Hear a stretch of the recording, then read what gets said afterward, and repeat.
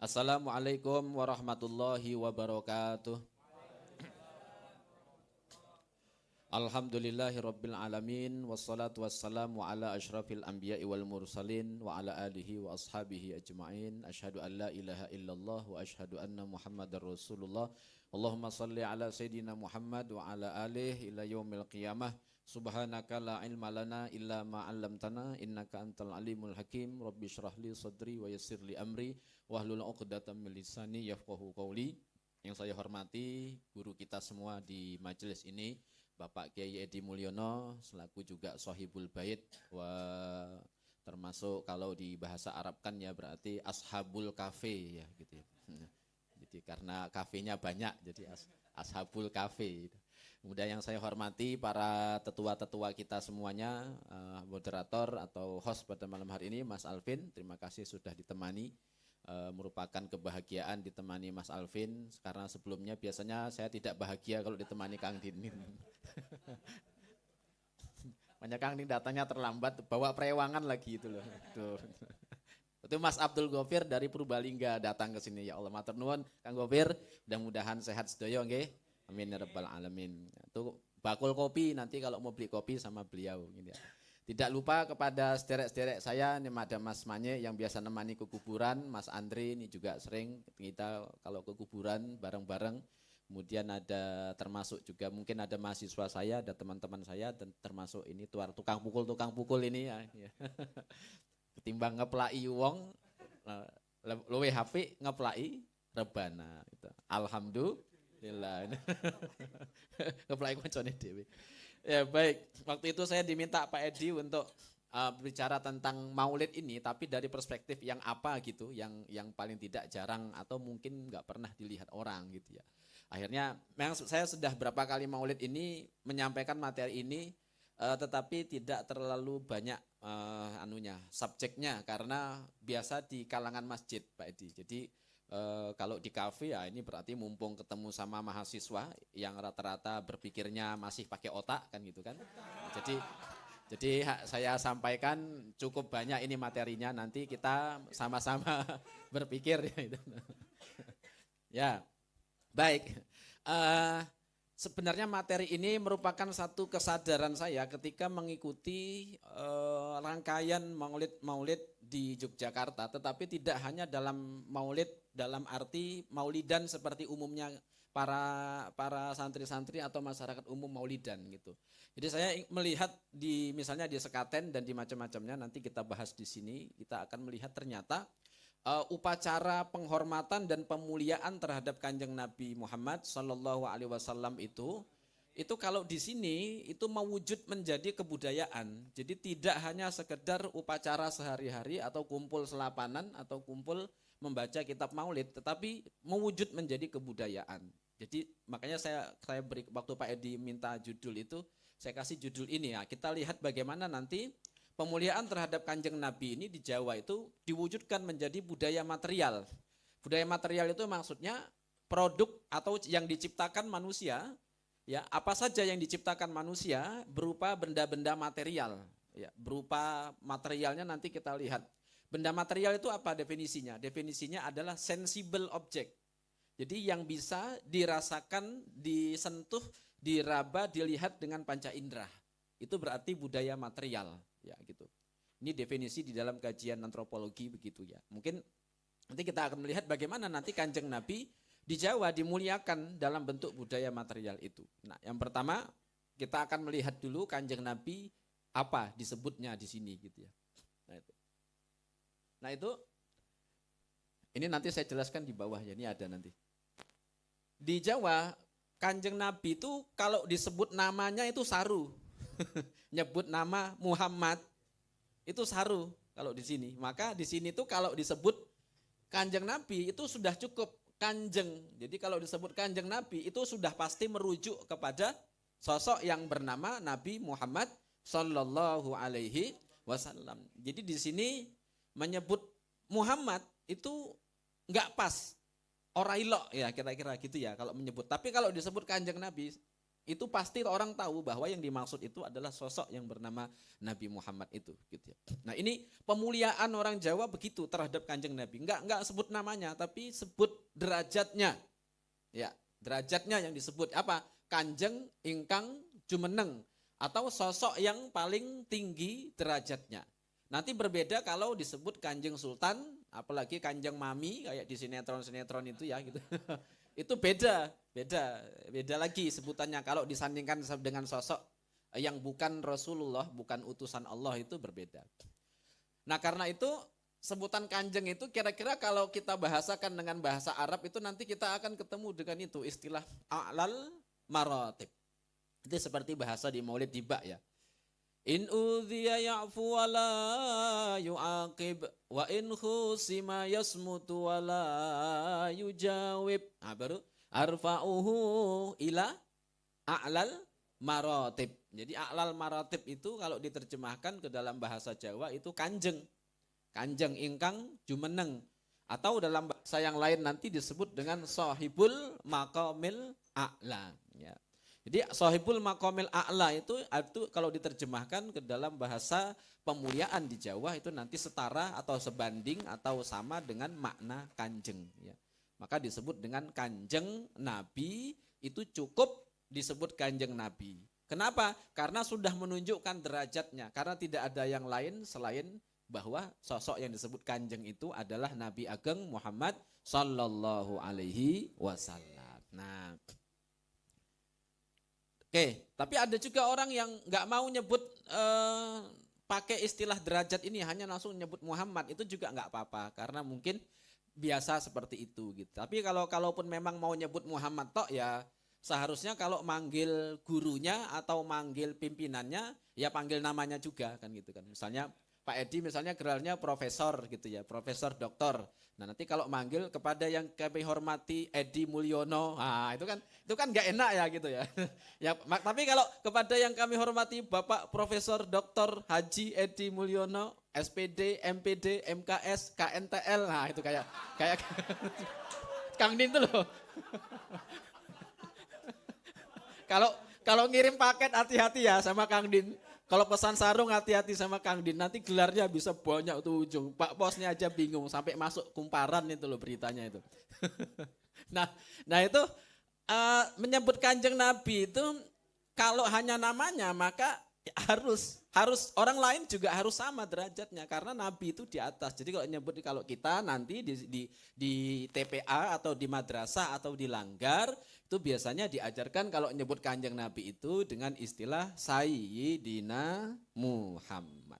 Sayyidina itu ya kira-kira itu udah setara di atasnya profesor, doktor, haji, ya itu gitulah kira-kira. Ya begitu kira-kira pemuliaannya. Nah, di Jawa nanti kita akan ketemu dengan upacara sekaten ini ya. Nih sekaten. Siapa yang belum ke sekaten? Tunjuk tangannya. Belum semua ya. Oh ya kasihan. Ya, sekaten ini ya disebut sekaten itu kalau versi umumnya nanti memang dari kata-kata syahadatain. Tetapi kalau dianalisis pakai analisis fonologi linguistik, analisis bahasa, syahadatain itu kalau jadinya sekaten itu enggak pas karena orang Jawa kalau kalau hurufnya hak kecil itu jadi ka wajar seperti Nabi namanya Ishaq. Akhirnya diucapkan orang Jawa menjadi Iska. Karena hak kecil. Tapi kalau syahadatain itu H besar. Sehingga kalau diucapkan menjadi K itu enggak masuk secara teori linguistiknya. Gitu ya. Jadi syahadatain jadi sekaten itu enggak masuk secara teori linguistik. Gitu ya. Orang Jawa kan begitu. Kalau Ishaq jadi Iska. Nah gitu. Abu Bakar As-Siddiq di sini diucapkan jadi Karsidik. Nah itu. Umar bin Khattab kalau di sini jadinya Umar Khattab. Nah itu. Iya. Ya, jadi nama-nama Karsidik itu dulunya dari Abu Bakar As-Siddiq. Jadi ya Karsidik. Ya Hayu ya Qayyum jadinya ya kayuku ya kayumu. Bismillah wala haula wala quwata jadinya Semela wolo kuwato. Nah, gitu di sini gitu. Oh nggak fasih Pak, iya memang nggak fasih, tapi sekali sembur, wah, langsung sugih kan gitu kan, langsung sugih gitu. Nah ini kita lanjutkan lagi ya, jadi di sekaten itu nanti ada pembunyian gamelan atau keluarnya gamelan itu pada dimulai biasanya mulai hari ke-7 bulan Maulid kalau nggak salah itu namanya Miyos Gongso. Jadi gamelannya keluar dari keraton. Gamelannya ada dua, Kiai Nogo Wilogo dan Kiai Guntur Madu. Itu ditabuh selama acara sekaten. Gamelan ini tidak dikeluarkan kecuali dalam rangka menyambut Maulid Nabi Muhammad Sallallahu Alaihi Wasallam. Sebagaimana sekaten, sekaten ini tidak diadakan kecuali dalam rangka menyambut Maulid Nabi. Sehingga kalau panjenengan semua tindak ke sekaten, datang ke sekaten, niatnya ngalap barokah Kanjeng Nabi. Beli baju, ya beli baju niatnya ngalap barokah Kanjeng Nabi. Beli apa saja, beli pulsa, beli kuota, datang ke sekaten. Beli barang-barang apapun, datang ke sekaten, itu niatnya ngalap barokah Kanjeng Nabi Muhammad Sallallahu Alaihi Wasallam. Nah, gamelan ini nanti ada maknanya sih. Ini Nogo Wilogo sama Guntur Madu ada maknanya, tapi nanti aja ya. Ini keterangannya saya nemukan dari Babat Cirebon, ya. Diceritakan sudah ada sekaten pada waktu ke zaman Kesultanan Demak. Jadi kira-kira sudah 600-an tahun ya diadakan sekaten itu sampai hari ini. Nah ini cara mukulnya juga seperti ini. Kalau gamelan biasa mukulnya enggak sampai setinggi ini, hanya gini-gini aja. Kayak Cak Nun itu loh, kayak Kanjeng kan gini-gini aja ya. Nah tapi kalau gamelan sekaten mukulnya harus gini. Karena gamelannya aja sebesar itu. Perangkat gamelan, saronnya aja sebesar itu. Makanya mukulnya gitu kayak pandai besi menutuk-nutuk calon pisau atau golok yang dia buat. Kenapa kok gamelan ditabuh ketika Maulid Nabi? Kenapa? Nah, ini di Jawa mengungkapkan cinta kepada Kanjeng Nabi itu tidak hanya diungkapkan dengan kata-kata, tetapi diungkapkan dengan irama dan nada-nada. Nah, jadi orang nggak tahu ngapain sih nyalakan gamelan pas sekaten ya karena nggak tahu. Kalau tahu ini gamelan dinyalakan karena Maulid Nabi. Berarti ini semua dibunyikan, tabuh kendang tandanya ditabuh, gongnya ditabuh juga, gamelannya dipukul ini. Ini semuanya dalam rangka mengungkapkan rasa cinta kepada Kanjeng Nabi, tapi kata-kata sudah habis untuk memuji Kanjeng Nabi, hanya tersisa nada-nada dan irama. Roma Irama kalah. Gitu. Iya. Roma Irama kan nyanyi itu loh. Taman alam jiwa penuh bunga, rasa sukacita bergelora. Ini baru saat tersentuh cinta. Itu. Jadi menceritakan bahwa rasa cinta itu membuat perasaan dan imajinasi menjadi taman penuh bunga. Tapi itu kan lagu tahun 80 90-an masih banyak taman-taman ya. Kalau sekarang taman-taman sudah jadi apartemen, jadi hotel, jadi Roma Irama enggak nyiptain lagu kayak gitu lagi kan gitu ya. Karena inspirasi cintanya sudah habis. Nah, itu ya kira-kira sekaten itu ini jadi diungkapkannya dengan nada-nada. Ini menceritakan ini. Nogo Wilogo dan Guntur Madu ini nanti mungkin banyak tafsir yang saya dapatkan. Tetapi saya mendapat penemuan di lapangan dari para sesepuh nanti ceritanya begini. Nogo Wilogo dan Guntur Madu ini menceritakan peristiwa ketika proses kelahiran dan dinaikkannya Nabi menjadi Rasul. Ya. Kalau di dalam Maulid di bak itu kan ada fahtazal arsyu taraban wastibsyara wasdadal kursiyyu haibatan wa waqara wamtala'atis samawati anwara wa dajjatil malaikatu tahlilan wa tamjidan wastighfara. Nah ini menceritakan proses ihtazal arsyu taraban wastibsyara, gemuruh yang ada di langit. Maka sebutannya itu Nogo Wilogo, naga ya, gemerincing kulit naga yang bergemerincing rincing saking gembiranya menyambut kelahiran Nabi itu. Ini gamelan ini. Makanya saya kalau ke sekaten itu paling tidak Satu hari saya ajak anak saya ke sana sama istri saya sana. Ayo kita ke sekaten, ngapain? Makan nasi gurih. Nah itu. Nasi gurih sekarang harganya 10.000 di situ di sekaten itu. Udah, saya ajak anak masuk ke dengarkan, ngapain ya, duduk aja, didengarkan aja itu. Ya bagi anak-anak nggak paham, tapi bagi saya nggak penting paham apa nggak paham, pokoknya rasa cintanya masuk dulu, kan gitu. Nggak masalah nggak paham, orang ngerti Pak. Lah kita mendengarkan nada kan nggak ngerti, ini apa maksudnya nada E, kenapa kok nada E itu nadanya sama kayak nada E mayor dan minor gitu kan. Kita kan nggak ngerti nada-nada itu, tapi bagi saya dengarkan aja irama-irama itu. Suatu ketika engkau akan disapa oleh irama yang dulu pernah engkau dengarkan ketika bapakmu mengajakmu menarik tanganmu untuk mendengarkan riwayat Nabi yang diungkapkan dalam melodi dan irama. Nah, ini kira-kira begitu gambarannya gitu ya. Maka itu ini menunjukkan rasa puji-pujian kepada Kanjeng Nabi tapi tidak diungkapkan dengan kata-kata. Jadi jangan sepele sama orang Jawa, jangan dikira orang Jawa itu enggak cinta kepada Kanjeng Nabi. Salah. Wah orang Jawa itu terpengaruh dari mistik-mistik Hindu Buddha. Wah, mesti orang tahun yang sekaten. Sallallahu ala Nabi Muhammad. Nah, oke, baik. Nah ini dia.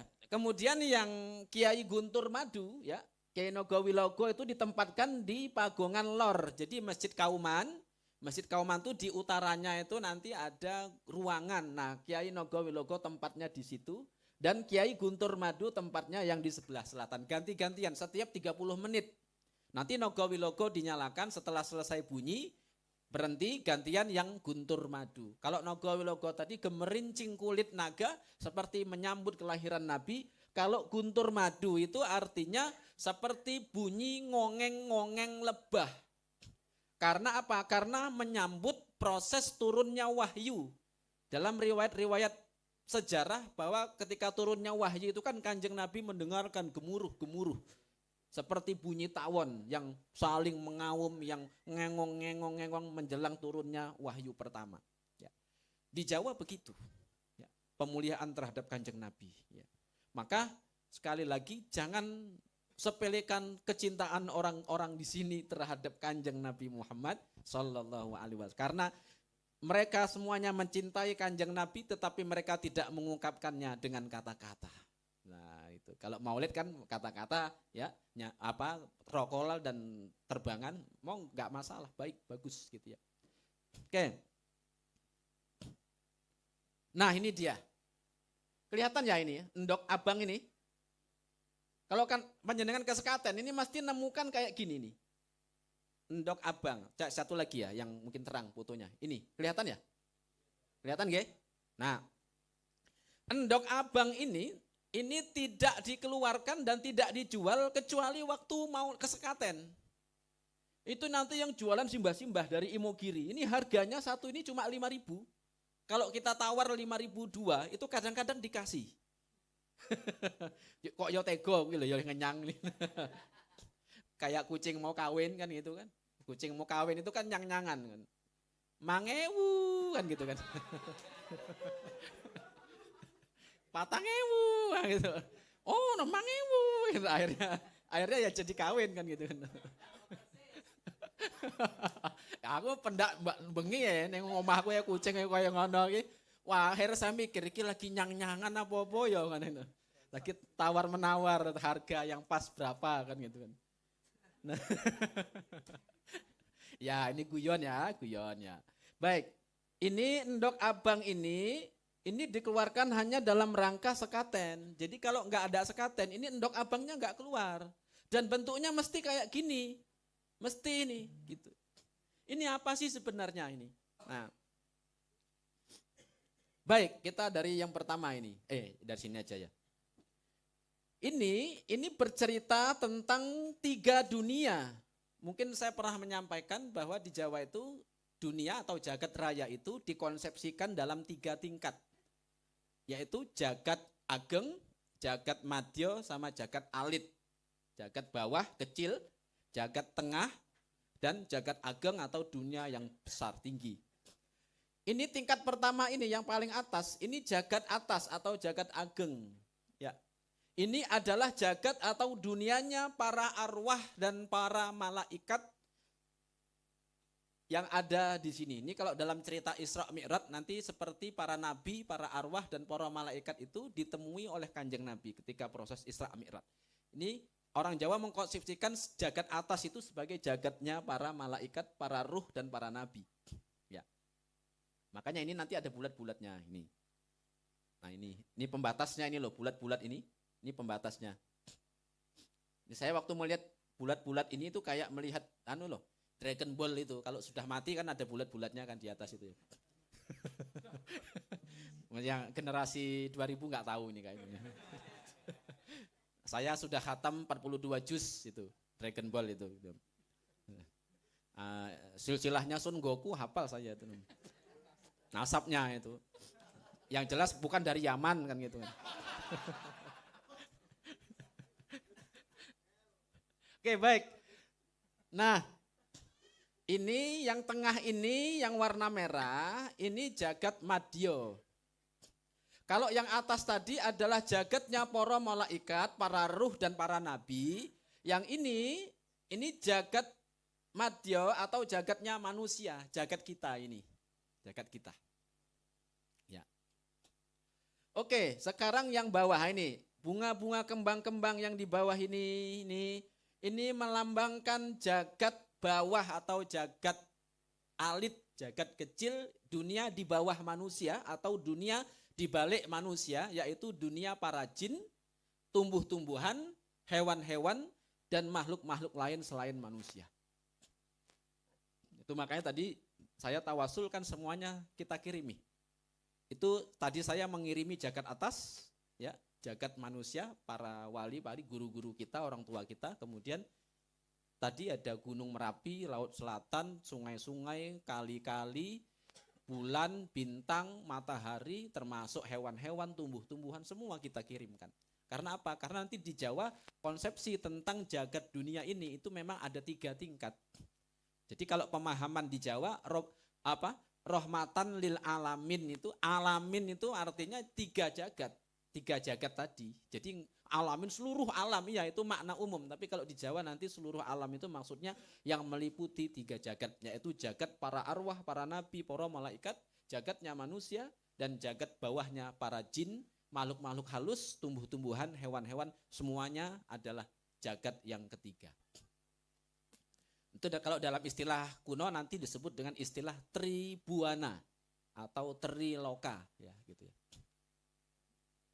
Nah, lalu ini sunduannya, ini sunduan atau tusukannya ini adalah dari bambu. Tidak boleh kalau tidak selain bambu. Ya.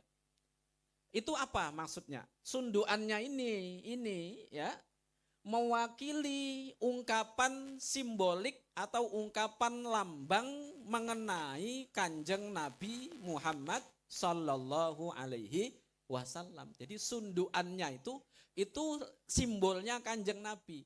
Kalau di Jawa nanti sunduannya itu dari bahan bambu atau pring-pringan. Kalau di sini pring-pringan itu nanti diartikan sebagai peparingan. Peparingan itu artinya pemberian, anugerah dari Allah. Jadi Kanjeng Nabi itu dalam perlambang endok abang ini adalah simbol dari pemberian Allah Subhanahu wa Ta'ala yang paling mulia. Ya. Lalu artinya apa? Artinya apa sih? Kenapa kok Kanjeng Nabi itu disimbolkan dengan sunduan ini? Artinya jagat raya ini, jagat para malaikat, para ruh, jagatnya manusia, jagatnya hewan-hewan, tumbuh-tumbuhan dan bangsa lelembut, itu semuanya disanggah oleh Kanjeng Nabi Muhammad Sallallahu Alaihi Wasallam. Makanya beliau ini disimbolkan menusuk, ini ditusuk semua sampai telurnya, sampai atas itu. Terus kalau saya ngomong telur, pikirannya telur ini ya. Ini telur yang ini, ya. Jadi peparingan, Kanjeng Nabi itu peparingan dari Gusti Allah. Ya. Nah, dengan demikian ini makna yang paling ageng dari sekaten ini. Sebenarnya ada lagi nanti kayak kinang itu ya. Ya gitu. Nah, karena itu Berarti dari peristiwa ini, dari benda ini kita bisa memahami bahwa di Jawa Kanjeng Nabi itu dikonsepsikan sebagai sosok yang menyangga keutuhan semua jagat raya. Itu. Shallu ala Nabi Muhammad. Itu ngeri loh ini, kalau ini kuliah 14 SKS ini belum tentu ada ini. Harus kuliah ke Sekaten dulu. Jadi apa ini kita bisa menceritakan kayak gini ini karena memang di Sekaten seperti itu. Meskipun nanti di Sekaten nggak diterangkan, ya. Itu memuliakan Kanjeng Nabi. Baik. Ya, itu jadi disunduk oleh pring-pringan itu Kanjeng Nabi Muhammad disebut sebagai peparing Gusti Allah. Nah, kemudian apa maksud dari daun pempringan? Oke. Jadi Kanjeng Nabi Muhammad Sallallahu Alaihi Wasallam adalah sosok yang menyangga keutuhan, keseimbangan dan perjalanan seluruh jagat para malaikat, manusia hingga jagat tumbuh-tumbuhan, hewan dan para lelembut. Sehingga di sini semuanya dimuliakan sebagai umatnya Kanjeng Nabi. Nah, para lelembut itu kalau di sini bukan musuh. Lelembut itu bangsa-bangsa sebelah itu kalau di sini bukan musuh. Mereka adalah orang-orang yang layak mendapatkan pembagian rahmatnya Kanjeng Nabi. Sehingga kalau ada acara kenduren, acara tumpengan, acara macam-macam itu kalau di Jawa dulu setelah acara sisa-sisa makanan yang tidak habis, tidak dipakai dan sudah tidak dibawa pulang itu biasa dikumpulkan menjadi satu, terus dilarungkan ke sungai atau ke laut atau ditanam di belakang rumah, diniatkan sodakoh untuk bangsa lelembut, bangsa hewan, bangsa tumbuh-tumbuhan. Ditanam di belakang rumah untuk sodakoh untuk semut, cacing, semua makhluk-makhluk Gusti Allah. Kenapa? Karena tadi baru didoakan, dibacakan asma suci Kanjeng Nabi sehingga makanan-makanan yang dibacakan dan didoakan itu membawa berkat. Untuk manusia berkatnya dalam bentuk berkatan yang dibawa pulang, takir-takiran itu, ya. Untuk bangsa yang bukan manusia, mana berkatnya? Katanya umatnya Kanjeng Nabi, kok enggak membagikan rahmat kepada makhluk yang lainnya? Maka di Jawa seperti itu nanti. Nah, dengan demikian pemuliaan terhadap Kanjeng Nabi berkonsekuensi kepada pemuliaan seluruh makhluk-makhluk Allah yang termasuk umatnya Kanjeng Nabi Muhammad Sallallahu Alaihi Wasallam. Nah sekarang ini baik. Muhammad songgoning jagat. Sering ngelihat kayak gini enggak? Ya, ompak. Pernah melihat kayak begitu, teman-teman? Pernah? Tiang bendera biasanya ya? Atau di rumah-rumah joglo? Iya. Itu, ya, ini kaligrafi Jawa, ya, kaligrafi Jawa yang melukiskan asma Kanjeng Nabi. Mim, ha, mim, dal. Nih seperti ini nanti bentuk awalnya nih. Mim, ha, mim, dal. Sebelah sini juga mim, ha, mim, dal. Ini kaligrafi Muhammad. Ya. Gitu. Ini juga ini. Nah ini. Muhammad Rasulullah. Ini namanya Putri Mirong. Yang di atas ini Putri Mirong. Yang di sini ini umpak. Rumah-rumah orang Jawa biasanya begini. Baru tahu ya? Mengerikan loh sebenarnya. Kita itu kayak gini-gini nih. Dan konsep filsafatnya mengerikan ini kalau seperti ini. Nih, coba lihat. Nih. Ini di mana ini kira-kira? Ada yang pernah lihat gambar ini? Masjid Gede Kauman. Nih. Masjid Darajat Babadan. Nah, ini yang paling jelas nih. Nih.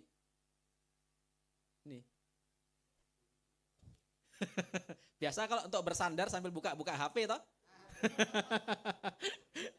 Tanpa kamu sadari, kamu sudah bersandar kepada Kanjeng Nabi Muhammad Sallallahu Alaihi Wasallam. Nah. Ya Imam ar-Rusli ya sanadi anta babullahi mu'tamadi fabidunya ya yurati ya Rasulullah khudh biyadi ya imam liya sanadi anta babullahi mu'tamadi fabidunya ya wa akhirati ya Rasulullah khudh biyadi baitin anta sakinuhu laisa muhtajan ila suruji kullu baitin anta sakinuhu laisa muhtajan ila suruji wa maridan anta aiduhu qad atahu Allahu bil faraj ya imam ar-rusul ya sanadi anta babullahi mu'tamadi fabidunya ya wa akhirati ya Rasulullah khudh biyadi zamanin anta hakimuhu salama fihi minal iwaji wa zamanin anta hakimuhu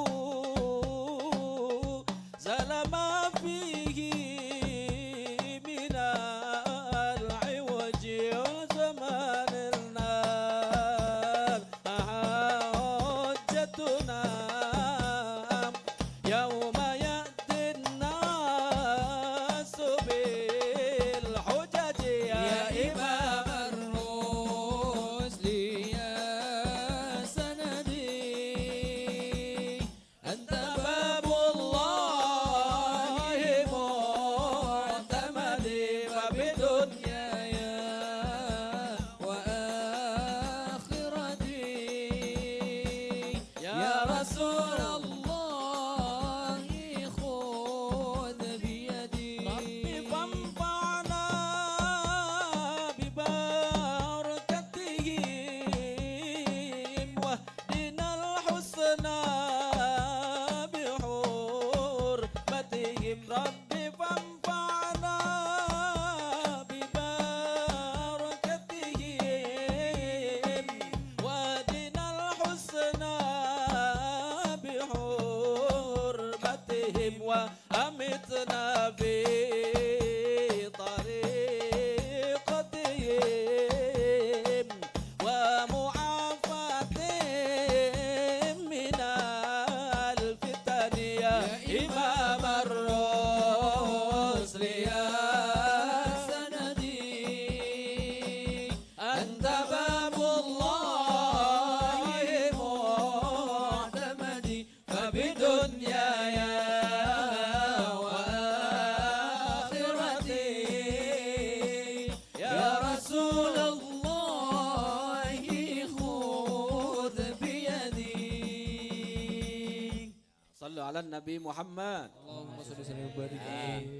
Jadi ini kaligrafi Jawa mengenai yang menulis tentang nama Muhammad.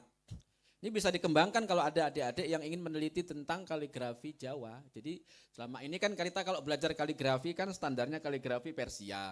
Mulai dari Naskhi, Sulusi, Rikaah, Diwani, Diwani Jali, Kufi, dan macam-macamnya itu. Nah ini bisa jadi landasan untuk mempelajari bagaimana sih kaligrafi ini. Ini apa artinya? Kenapa kok ini menjadi umpak, menjadi landasan dari tiang atau soko bangunan-bangunan yang ada di Jawa.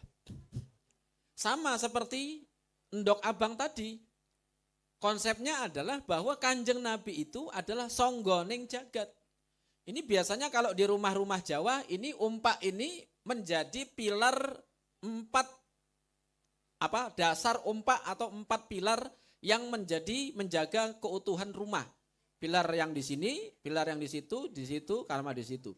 4. Ini berarti kan Kanjeng Nabi itu menjadi songgone jagat yang kita tempati ini, gitu. Jadi makna-makna begini sayang sekali hari ini juga tidak diketahui oleh orang-orang. Taunya Kanjeng Nabi makhluk yang paling mulia. Ya betul, tapi kalau di Jawa nggak cukup hanya sekedar diucapkan bahwa Nabi itu paling mulia. Diwujudkan menjadi kebudayaan, diwujudkan menjadi benda-benda budaya material. Bentuknya salah satunya yang seperti ini tadi. Ya.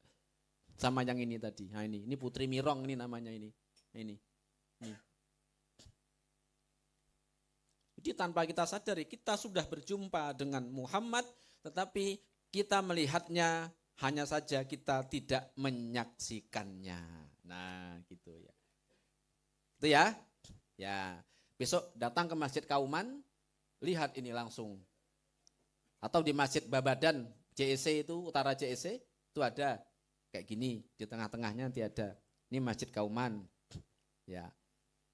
Nah, ini ada ragam hias yang di Jawa nanti saya menemukan namanya disebut dengan Bramoro Wilambito. Kalau di Melayu nanti namanya lebah bergayut. Maksudnya apa? Bahwasanya Kanjeng Nabi itu diumpamakan laksana seekor lebah yang memberikan manfaat. Sebagaimana orang-orang mukmin. Bagaimana bentuk hiasannya? Ini ada di makam-makam. Itu dia. Ini.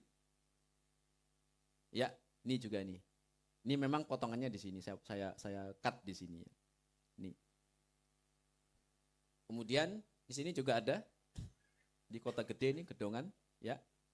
Hiasan-hiasan begini panjenengan mesti sering nemukan di makam-makam. Kalau sering ke makam. Ini juga sama. Ya. Di bawahnya itu. Ini juga di bagian sini. Ini di atas kalau ke Gua Selarong, di atas Gua Selarong itu ada makam. Nah, ini salah satu hiasannya ini. Itu lebah bergayut ya.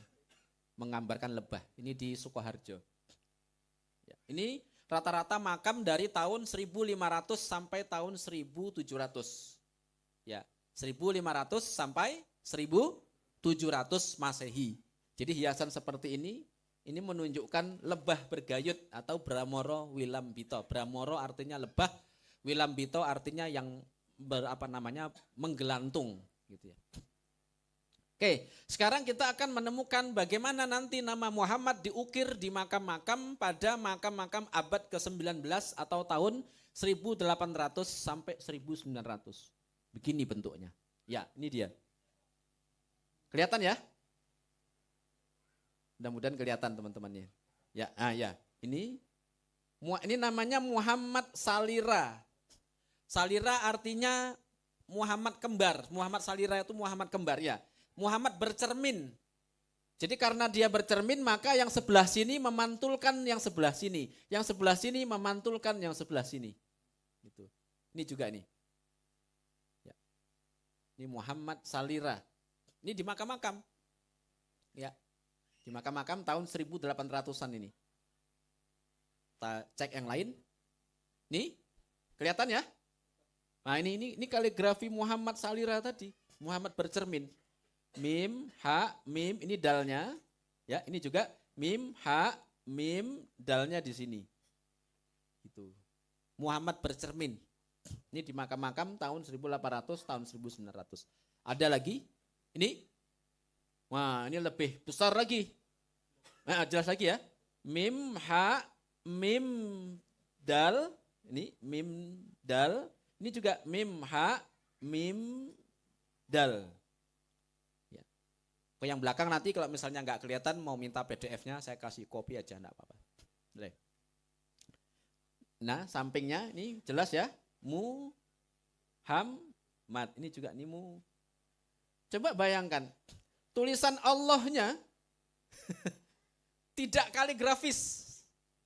Tetapi yang kaligrafis, estetik dan penuh keindahan adalah tulisan Nabi Yuna Muhammad sallallahu alaihi wasallam. Kalau orang salah paham nanti, oh berarti ini lebih membesar-besarkan Nabi Muhammad ketimbang Gusti Allah. Ini karena enggak paham ya. Bukan begitu, karena di Muhammad itu di Jawa, Muhammad itu historis. Nabi Muhammad itu ada sejarahnya. Sehingga kalau ada orang cinta kepada Nabi, wajar karena sejarahnya ada. Nabi Muhammad punya masalah dengan istrinya, ada. Kita juga mengalami masalah. Kang Din mengalami masalah dengan istrinya. Sering. Tapi dia cinta kepada Kanjeng Nabi itu karena dia menyadari bahwa Kanjeng Nabi punya sejarah yang sama dengan dia. Makanya, ya Allah, Nabi ku wae kaya ngene, apa neh aku sing dudu Kanjeng Nabi. Nah, Nabi Muhammad itu ketika berperang berdarah, kita tahu sejarahnya, karena itu kita cinta kepada Kanjeng Nabi Muhammad. Maka itu lukisan, gambaran, dan kaligrafi Nabi Muhammad itu lebih indah daripada kaligrafi Gusti Allah. Bukan karena mengecilkan Gusti Allah, tapi karena Gusti Allah tidak punya sejarah. Siapa yang mau cari bapaknya Gusti Allah, siapa? Kan enggak ada. Enggak bisa, enggak ada sejarah Gusti Allah. Karena itu kecintaan kita kepada Gusti Allah itu semata-mata karena dikenalkan oleh Kanjeng Nabi Muhammad sallallahu alaihi wasallam. Makanya sangat estetik kalau menuliskan Kanjeng Nabi di makam-makam. Jadi sekali lagi ya, jangan salah paham, bukan berarti lantas Gusti Allah dikecilkan, enggak gitu. Gusti Allah menghormati, mencintai Kanjeng Nabi ini mergo Gusti Allah. Makanya Gusti Allah di atas ini diteruskan. Nah, ini makam tahun 1900-an. Yang tadi 1800, ini 1900. Ini dia sudah nisannya nisan gaya baru, tapi tulisan, nah ini lengkap ini malah ini. Ini Allah ya, ini Muhammad, ini Rasulul, Allahnya di sini. Ya. Rasulul, Allahnya ini. Ya. Ini roknya ini roknya. Kelihatan ya? Ya, ini bagaimana Kanjeng Nabi dimuliakan di nisan-nisan di makam-makam loh. Itu udah lebih indah sekali ini loh. Ya. Oke, ini enggak terlalu kelihatan karena dia sudah dilumuti. Ini juga rumput-rumput ini. Ya. Oke, baik. Kalau ini versi lengkap syahadat, mudah-mudahan kelihatan la ilaha illallah Muhammad Rasulullah. Di sini juga syahadat, sini juga syahadat. Apa kalimat tauhid. Oke. Ini kalau panjenengan masuk ke Masjid Kauman akan ketemu dengan ini ilustrasi mihrab. Mihrabnya di sampingnya. Ini ada ilustrasinya.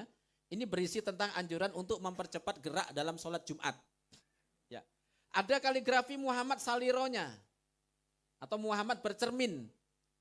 Didampingi sama kaligrafi Abu Bakar, Umar, Utsman dan Ali. Ini bentuknya yang besar. Nih. Kelihatan ya? Nggih? Nih. Ini Muhammad bercermin namanya. Mim, ha, mim, dal. Ini mim, ha, mim, dal. Ini Abu Bakar, ini Umar, ini Utsman, ini Ali. Ini di ilustrasi mihrab di Masjid Kauman. Ya. Oke, kita geser lagi. Sedangkan ini bagian atas mihrabnya. Ada 7 nama mulia. Kalau yang kemarin baca FB saya, ini saya sudah posting kemarin ini.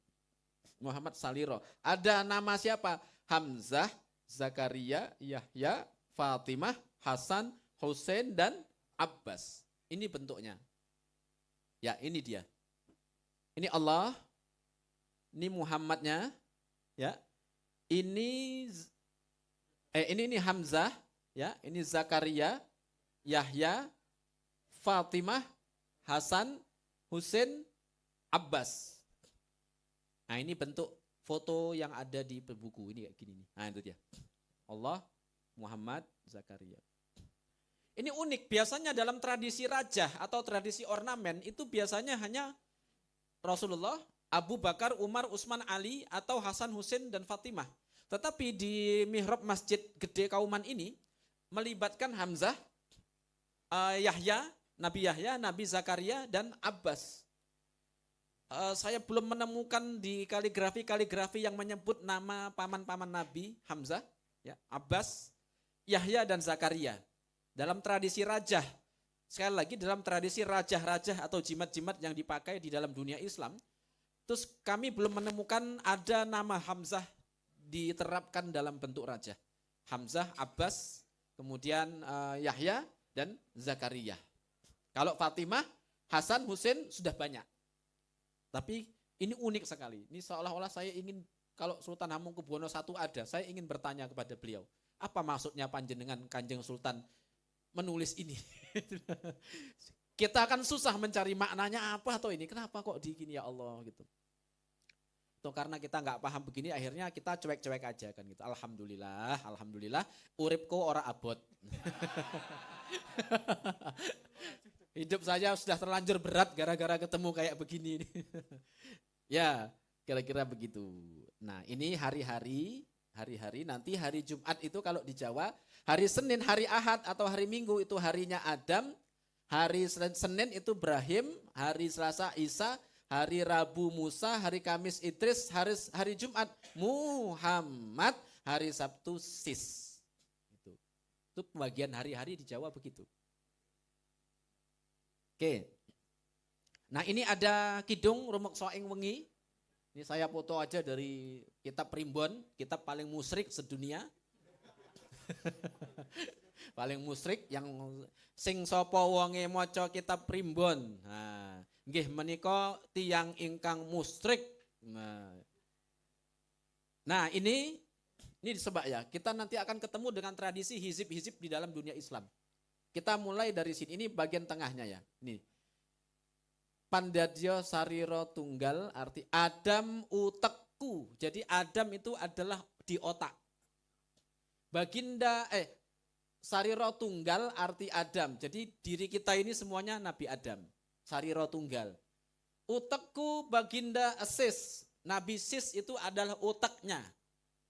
Pangucapku ya Musa, yang ucapanku ini alat untuk mengucapkan, lidahku itu adalah Nabi Musa.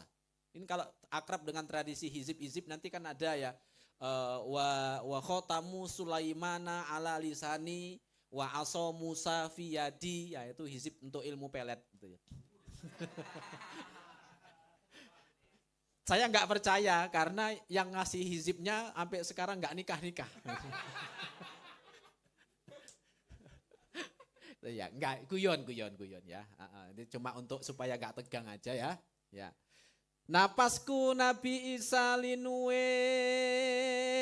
Napasku adalah Nabi Isa yang banyak kelebihannya. Nabi Yakub pamiyarsoning wang. Nabi Yakub itu adalah penglihatanku. Karena Nabi Yakub itu tanpa melihat, beliau sudah tahu, oh ini siapa. Karena waktu itu kan beliau diceritakan buta karena kehilangan Yusuf ya. Jadi pamiar soning bang. Yusuf ing rupaku reke. Nabi Yusuf di wajahku. Nah, nuru Yusufa ala wajhi. Yang sing hafal pasti udah tahu ngelakoni ilmu pelet gila.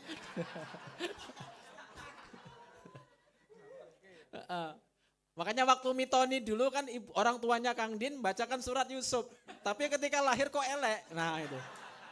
Terus tak bilang, kuwi mesti mbiyen wong tuane pas maca surat Yusuf kuwi tajwite salah-salah gitu.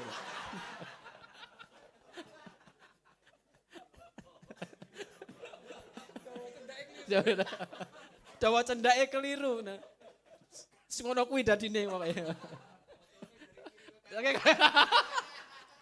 Yang dibaca cuma yakhruj gitu.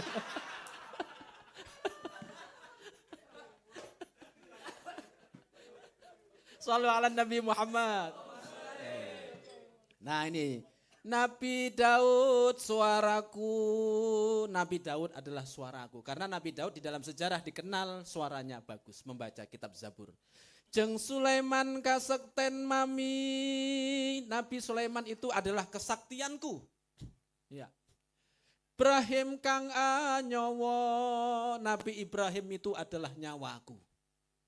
Ini loh, mantranya orang Jawa loh ini, musyrik sekali loh ini. Idris ing rambutku, Nabi Idris di rambut saya. Said Ali kuliting wang, maksudnya baginda Ali adalah kulitku.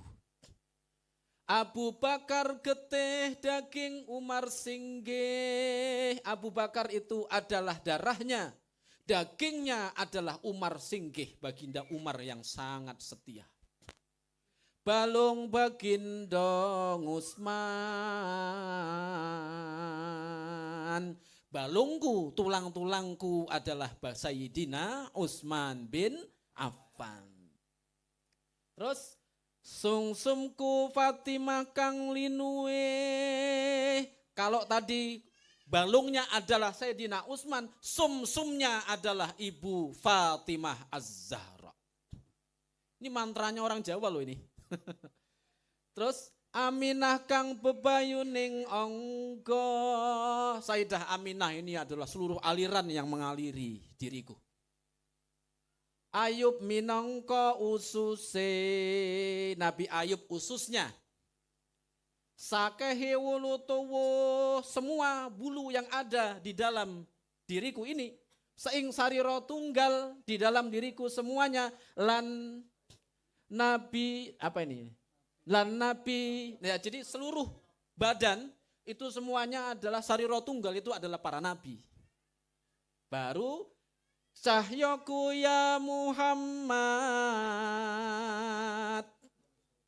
Jadi cahyaku adalah nuru nabiyina Muhammad sallallahu alaihi wasallam. Nur Muhammad itu cahyaku. Panduluku Rasul, yang melindungiku, yang menata hidupku ini adalah Rasul. Jadi Nabi Muhammad cahayanya, Nabi Muhammad sebagai Rasul itu membimbingku. Gitu. Kemudian pinayungan Adam Syara, dipayungi oleh kanjeng Nabi Adam. Ya, sampun sangkep kak katahing Nabi wali dadya sarira tunggal.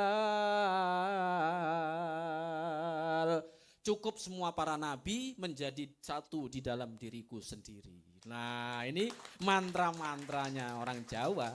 Ya. Kita perhatikan bagaimana baginda Ali, Utsman, Umar, Abu Bakar disebutkan.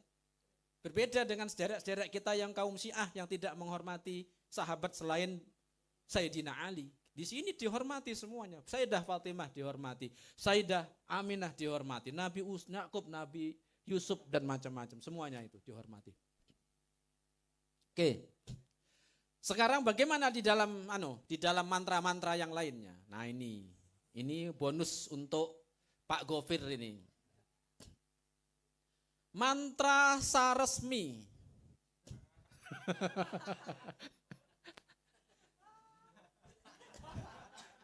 Ya. Ini yang Wahdatul Wujud jangan komentar dulu ya ini ya. Kaum jomblo Wahdatul Wujud ini.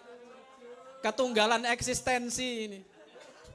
Wahdatul Wujud. Wahdah kan artinya satu. Wujud artinya eksistensi. Nah, berarti kalau eksistensimu masih satu, jangan komentar dulu. Makanya Wahdatul Wujud ini. Ini tanpa laku dipakai ketika mau nganu. Nah, saya bingung mau bahasakannya. Ubun-ubun istri dipijet ringan lalu dibacakan mantra ini. Apa mantranya? Jangan ketawa loh. Allah melebu, Muhammad metu. Wahananing Rasul melebu, ojo pisah yen ora karepku. Wah. Nabi Muhammad disebut namanya ketika mau bereproduksi. Dahsyat enggak tuh? Ya. Nah, Allah disebut, Nabi Muhammad disebut. Ya Allah, ini terkait sama kelangsungan peradaban manusia loh ini. Kelangsungan spesies manusia disebut nama Allah dan nama Rasulullah. Di satu sisi mungkin kita geleng-geleng, tapi saya ketika membaca ini naskah ini, wah Allah, sampai mau berhubungan suami istri yang disebut adalah nama Allah dan kanjeng Nabi Muhammad sallallahu alaihi wasallam. Nah, ini mantra penawar wisa. Penawar bisa ya. Nih mantranya. Jabarail itu Jibril. Jabarail nurunaken tawa. Nabi Muhammad kang anowo. Jadi kalau kena bisa, Jibril itu menurunkan obatnya. Nanti yang mengobati siapa? Nabi Muhammad kang anowo. Nabi Muhammad yang mengobatimu. Seperti tadi syair tadi kan. Nah, wa maridon anta aiduhu, orang sakit yang engkau kunjungi ya Rasulullah. Qad atahullahu bil faraji. Allah langsung memberikan dia kesembuhan.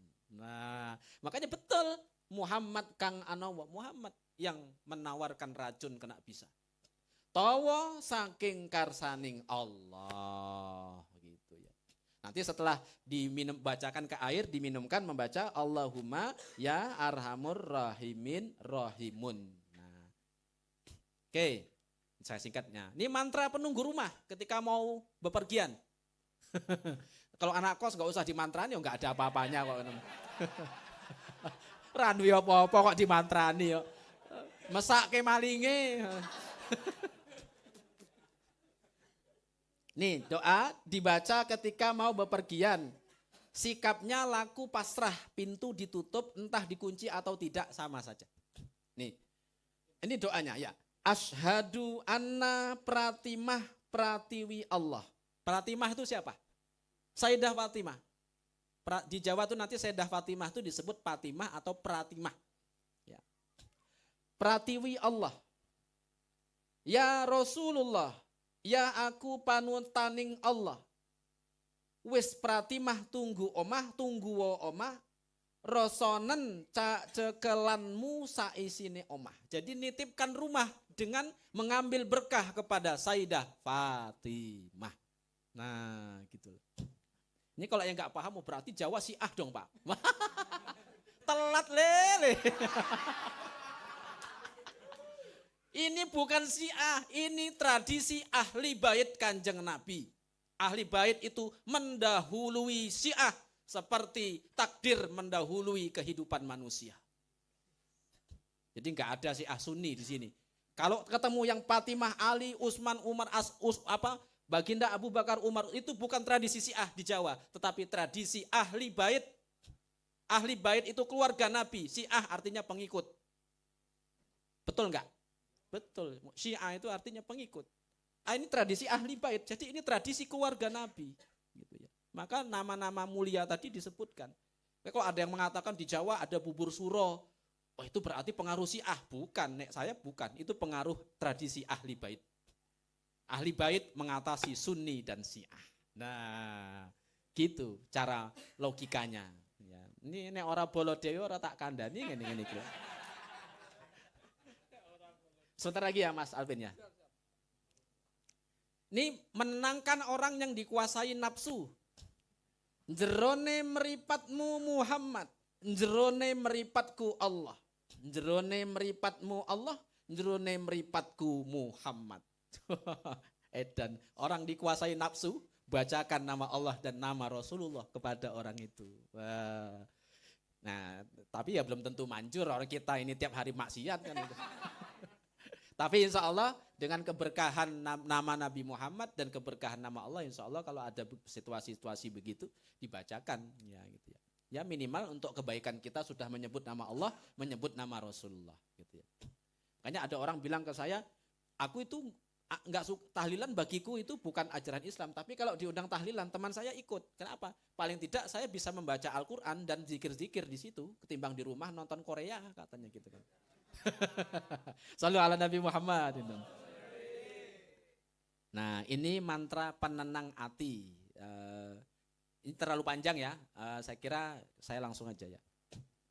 Nah, ini mantra untuk berjalan malam hari. Ini manfaatnya mendapatkan ilmu dari Allah. Ya Allah, mantranya apa? Ya Allah, ya Hu, ya Muhammad. Nah, berjalan malam hari baca doa ini. Ya Allah, ya Hu, ya Muhammad. Oke. Ini untuk kungkum. Kungkum itu berendam di dalam air ya, dalam kondisi setengah leher ini. Dikit lagi. Ini untuk mendoakan rumah, numbali rumah supaya tidak kena berbagai bencana.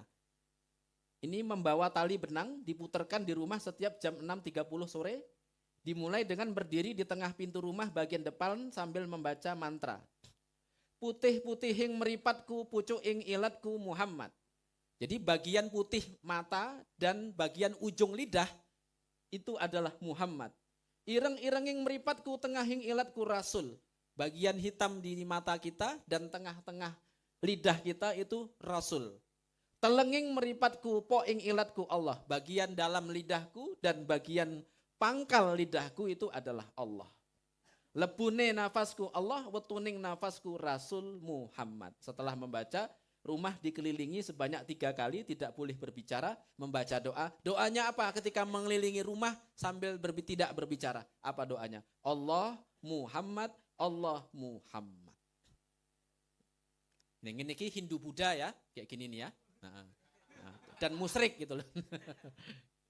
Ya, ini mantra mandi sehari-hari. Nih, ini baru kita ketemu konsep bagaimana Nabi Muhammad dianggap di dalam mantra ini. Niating sun adus banyu Muhammad. Jadi air yang mau dipakai untuk mandi itu adalah airnya Kanjeng Nabi. Sejatine lanang, sejatining manusia. Nabi Muhammad itu adalah sejatinya laki-laki dan laki-laki manusia yang sejati. Cahya adus, cahya ing adusan ing sagara urip. Cahaya mandi ini dan cahaya yang kumandikan ini mengalir di dalam kehidupan ini.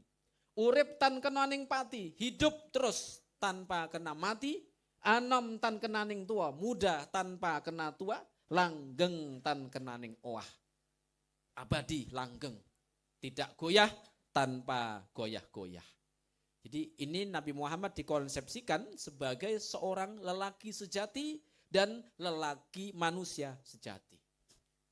Kira-kira demikian pemaparan dari kami, dari apa tadi, mulai dari fakta-fakta upacara tradisi kerak sekaten sampai budaya material berupa arsitektur umpak-umpakan tadi ya, kemudian berupa nisan-nisan di makam-makam sampai nanti mantra-mantra dan macam. Sebenarnya masih banyak, cuma yang saya fokuskan di sini dulu. Yang lain kali itu nanti bisa masuk di dalam naskah-naskah yang menceritakan struktur tubuh manusia.